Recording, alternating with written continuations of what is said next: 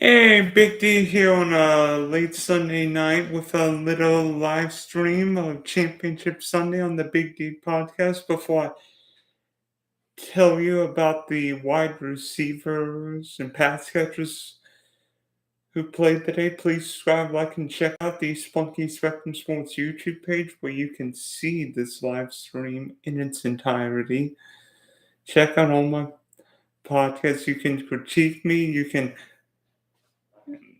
like, subscribe, share, respond. I'll respond even if your response comes at 3, 4 a.m. I'll respond soon after. Also, check out the Big Dig podcast on Spotify and Apple iTunes. Whew! What a day! What a game! What a day for football. Two incredible games, two crazy games. And seemingly, with what's happened throughout the playoffs, two games decided by 3 points. But to me, while quarterbacks generally rule the world and will get all the recognition, or in some cases, all the blame for what transpires in games, one position that has become so important for winning teams is wide receiver. Used to, teams could win with power running games and great defenses. Not now. In my view, teams win with quality wide receivers. You don't need Devontae Adams, Tyreek Hill, Cooper Kupp, Randy Moss in his prime to win Super Bowls, but it sure helps. And with the rules that favor offense now, the wide receiver position has become so valuable. With the NFL leaning more offense minded, wide receivers have come to the NFL and made headlines. We've seen what Justin Jefferson has done with the Minnesota Vikings. We've seen what some of these kids done this year. One I'll talk about in just a minute. But seemingly, wide receivers have become so important. And if a quarterback doesn't have a wide receiver, A, the quarterback's not as good, and B, the wide receiver, whether you're a great receiver or a good receiver, is not happy because he's not getting the ball. And as we've seen earlier in this postseason with CeeDee Lamb not getting the ball, or some of these guys not getting the ball, Stephon Diggs last week for the Bills, if your top receiver's not getting the ball, you're not always in a great spot.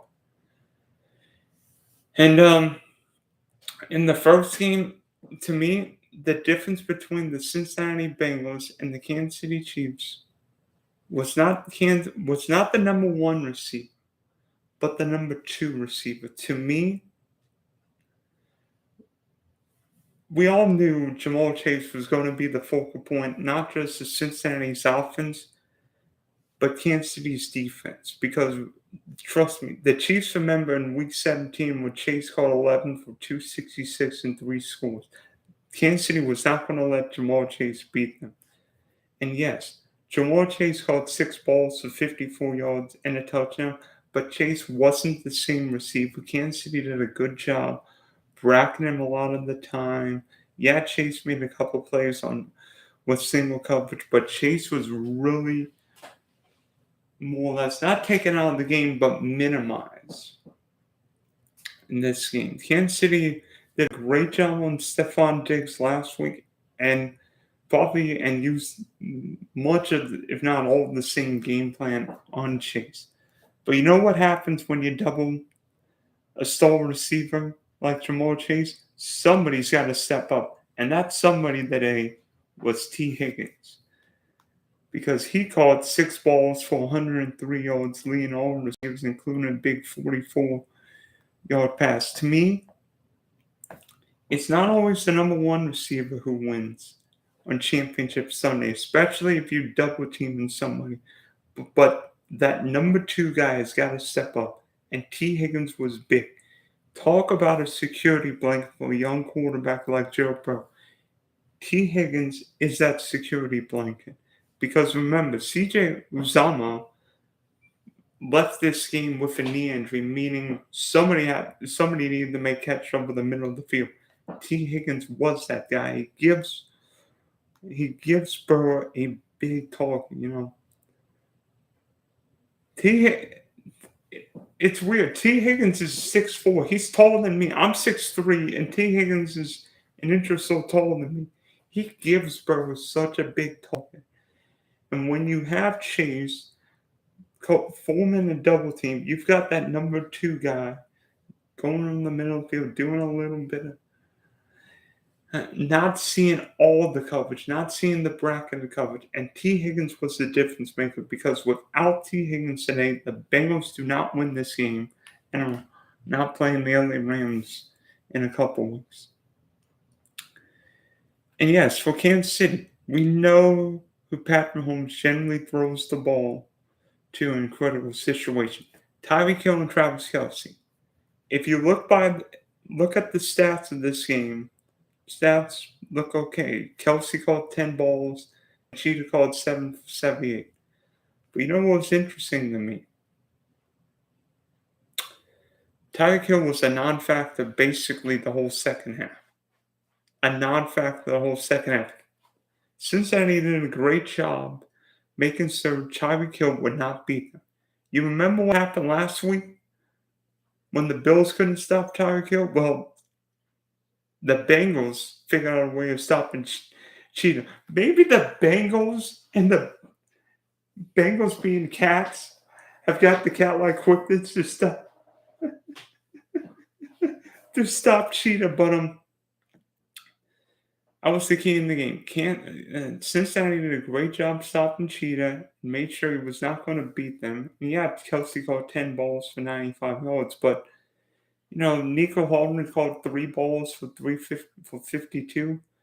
But the difference in this game was Cincinnati having a plan B as a number 2 receiver and Kansas City not having a plan B as a number 2 receiver. If you look at it, Chase and Cheetah both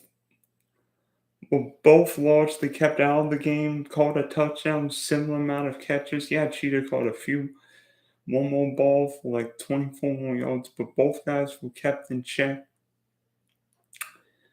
But T. Higgins giving Joe Burrow that number 2 receiver made a big difference in this game.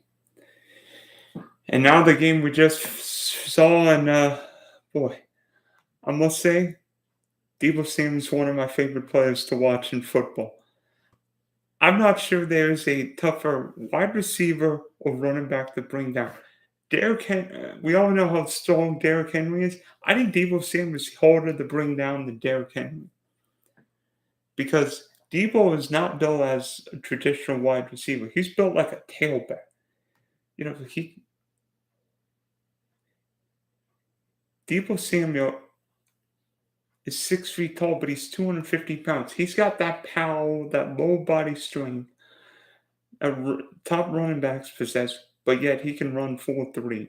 Meaning, if you get Deebo in the open field, you're not going to bring him to the turf. And it seemed like the Rams all but tried kicking the crap out of it. I remember one time when one of the Rams DBs laid a shot and Deebo was a legal shot, nothing wrong, but I was wondering if Deebo was okay, and he came up and, in Kyle Shanahan's offense, Deebo Samuel has become the guy, whether as a wide receiver or running back.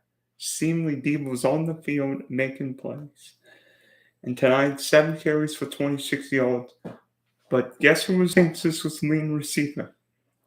Deebo Samuel 4 for 72.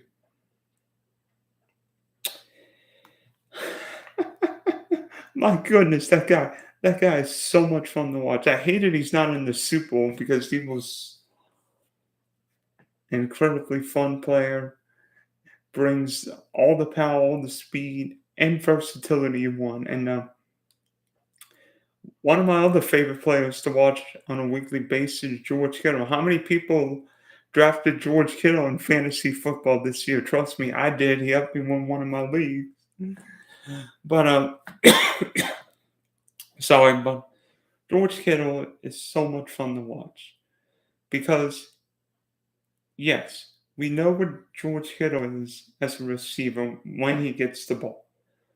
But to me, the thing that separates George Kittle and Travis Kelce is George Kittle's run blocking. Because how many times you see Kittle run block? You don't see Travis Kelce as a run blocker. You see George Kittle as that run blocking tight end. And then Kittle making plays. And tonight, Kittle finally broke out of his touchdown funk, caught a big touchdown, which put the Niners up, I believe, 17-10 lead in the third quarter. And if not for the next guy I'm about to mention, Kittle's touchdown might have won the game. But there's another guy who, in a city filled with stars, potentially the biggest star on Championship Sunday was Cooper Kupp. I mean, how much fun has Cooper Kupp been to watch this year? If you drafted him 4th, 5th round, probably won your league, probably made yourself a lot of money. And my goodness, how deep? How can anybody stop this guy? 11 catches with 142 yards, 2 scores tonight. 11, 242, and 2 scores in the biggest game of his career. Remember, Cooper Kupp didn't play in the Super Bowl when the Rams made it a couple years ago, so he hasn't been on Championship Sunday. He hasn't experienced this moment. And when you've got somebody like Stafford who can make all the throws, but under duress, as Stafford was throughout the game, you need help. Well, Cooper Kupp's a security blanket, but a big play receiver. And speaking of stars, and when you look at the Rams, LA has gone all in.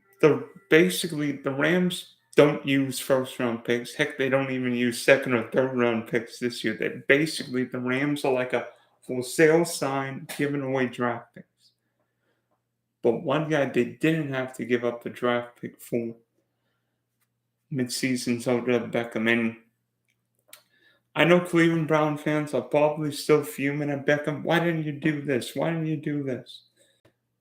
Well, tonight, I think Odell Beckham showed why.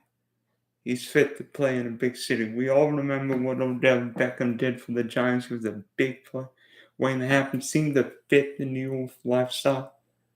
Well, tonight, in the biggest game of Odell Beckham's career, he caught 9 passes for 113 yards. I'm not sure there's a receiver with stronger hands than Odell Beckham. Seems like every week he makes a very, very difficult catch look easy. I mean, he's got some of the strongest wrist forms I've ever seen as a wide receiver. And having that big play, because Kupp's coming over the middle, but Odell Beckham can make the plays on the outside. And yeah, is Odell Beckham what he was coming out of LSU? Probably not, but he's still a menace. People still respect him. And for this Ram team, he's exactly what they need, because you've got Cooper Kupp as the run blocker. But Odell Beckham gives LA a big play threat and a hands receiver. And Odell Beckham is built for LA. He's built for this team. And you look at the Rams DNA, they've gone all in. They went all in for Stafford, Jalen Ramsey, Brandon Cooks, Von Miller, Sony Michel. Odell Beckham signed there as a free agent.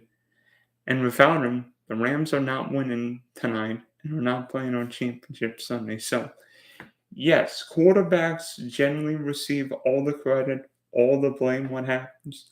But more and more importantly, receivers are the ones making a difference.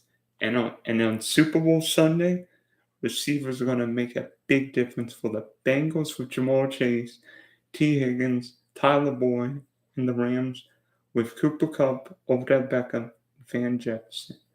So congratulations to the Bengals and the Rams because for the second straight year, a team's going to have a Super Bowl in its home stadium. And I can't wait to see all these receivers play because these receivers have got fun and they're all good guys. I mean, maybe Odell Beckham's a diva, but all these guys are fun. I mean, got a, they've got speed, hands, make the big plays, and I love seeing a great catch. There's something about seeing a toe tap catch that excites me. So I can't wait to see all these receivers, and what a great Super Bowl we'll see in a couple weeks between the Bengals and the Rams. So thanks for tuning in tonight. I know it's late, but wanted to get a little different stream. Tomorrow, hopefully later this week, we'll have a proper championship Sunday recap, and then we'll dig into some Super Bowl preview. So that's my story, and I'm sticking to it.